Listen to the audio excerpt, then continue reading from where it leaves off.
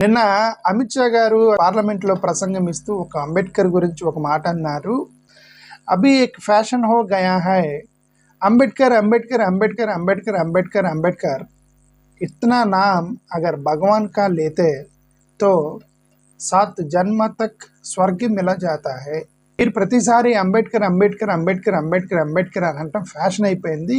ఇన్నిసార్లు మీరు భగవంతుడి పేరు తలుచుకుంటే మీరు పరలోకం పోయేవాళ్ళే అని అన్నారు. దళిత సమాజానికి అంబేద్కరే దేవుడు. Majority RSS and BJP leaders, top leaders మొత్తం కూడా ఆర్య బ్రాహ్మణ్స్ ఉన్నారు. దాంట్లో రహస్యం ఏం లేదు. అంబేద్కర్ అనే వ్యక్తి ఏం చేశాడంటే బ్రాహ్మణ, వైశ్య, క్షత్రియ, శూద్ర అవర్ణాలో పుట్టాడు. బ్రాహ్మణ, వైశ్య, క్షత్రియ, శూద్రాలో కూడా లేరు. ఈ నాలుగిట్లో కూడా లేకుండా అవర్ణ పంచమాలో పుట్టి శూద్రులతో గొడవపడలా, ఆయన క్షత్రియులతో గొడవపడలా, వైశ్యులతో గొడవపడలా, డైరెక్ట్గా బ్రాహ్మణులతో గొడవపడ్డాడు.